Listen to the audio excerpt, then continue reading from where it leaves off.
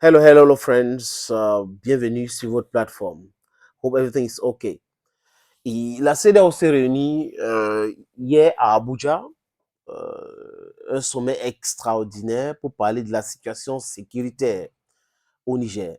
Oui, au Niger, mais par ricochet aussi de la situation euh, au sein de la CEDEAO depuis le 28 janvier que les pays de l'AES, dont l'Alliance des États du Sahel, sont sortis de cette CEDEAO moribonde, cette CEDEAO infiodée, cette CEDEAO dirigée par la France, cette CEDEAO qui fait la honte des organisations panafricaines. Du moins, CEDEAO était encore la CEDEAO honnête avant 2000. Mais après 2000, on a vu comment ils ont commencé à vaciller. Ils ont commencé en Côte d'Ivoire parce que la France mettait la pression. Ils ont accepté le coup d'État en Côte d'Ivoire et business as usual. Et jusqu'à là, c'est à partir de là où la CEDEAO s'est autodétruit.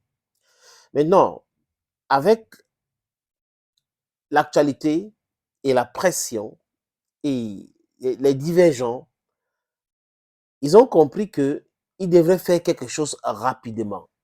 Et ces mêmes CEDEAO insistent tout le temps. On n'a pas sanctionné le Burkina Faso. On n'a pas sanctionné le Burkina Faso. Oui, pourquoi est-ce que la CEDEAO insiste sur le fait qu'on n'a pas sanctionné le Burkina Faso? La CEDEAO a été créée pour des raisons quoi, économiques et non militaires.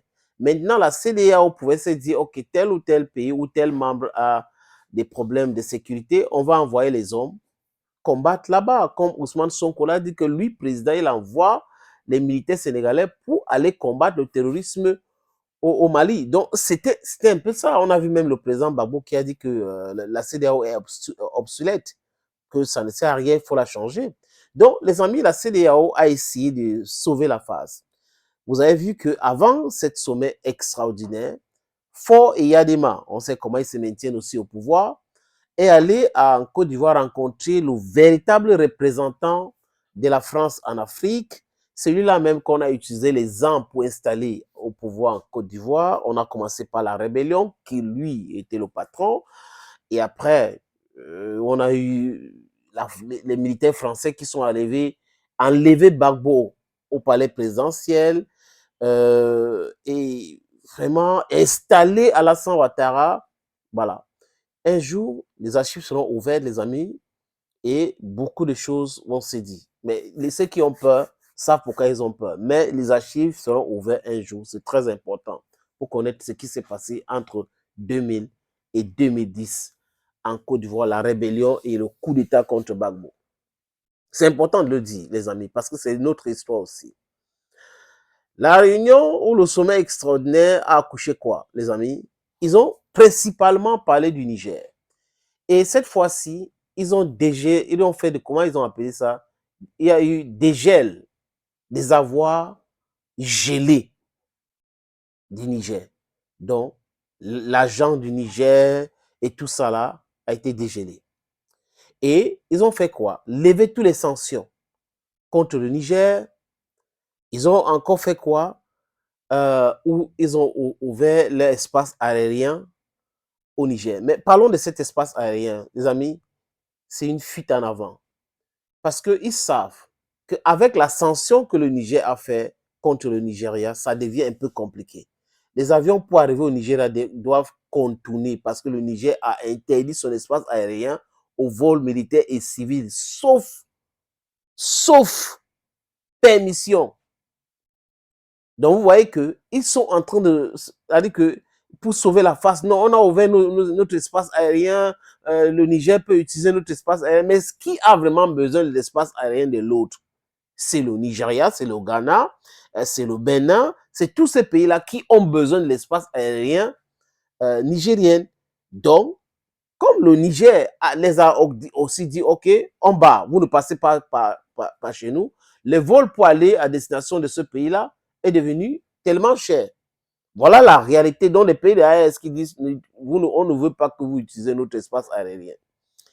Donc, espace aérien, c'est bon, on lève les sanctions, dégel des avoirs, autorisation de faire des affaires, voilà, autorisation financière, transactions financières, voilà, disons ça comme ça, entre les pays de la CEDEAO et le Niger. mais le maintien des sanctions qui touchent les individus.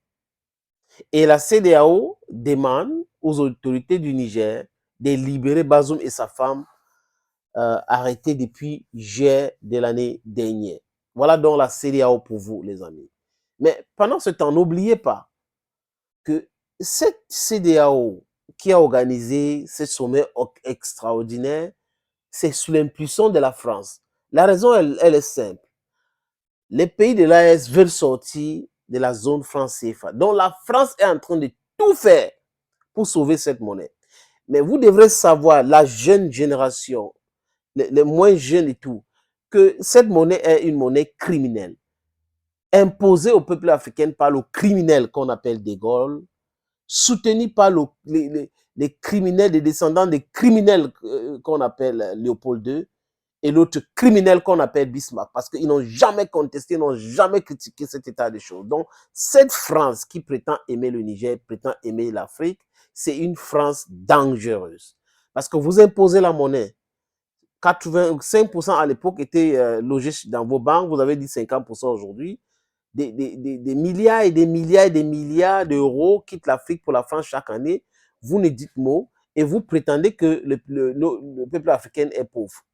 Comme Abdurrahman Tchani a dit, ils sont en train de se préparer pour la nouvelle monnaie. La France panique, c'est-à-dire que la panique est généralisée. Ils ne veulent pas accepter que le Niger et le Burkina Faso, le Mali soient partis.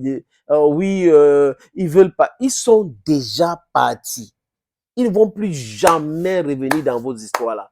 Levez les sanctions comme vous voulez, faites ce que vous voulez. Ça ne va pas faire revenir le Niger, le Mali, le Burkina Faso au sein de cette organisation qui est dirigée par la France et les Américaines. Voilà, les amis, la vérité aujourd'hui.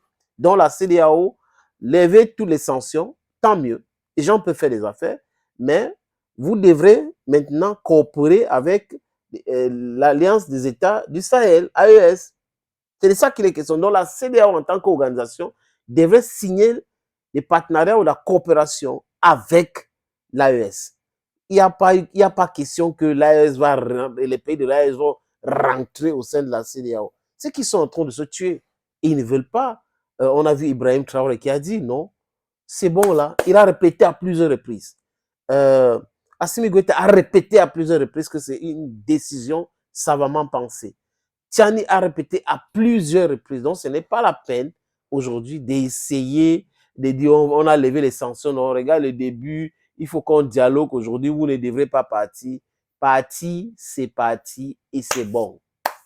Sanctions ou pas, c'est bon. Oubliez des différentes tactiques d'amaduement des gens et tout ça là pour pouvoir les piéger davantage. Les pays de l'AES ne peuvent pas accepter de se faire piéger une seconde fois par la CEDEAO et la France.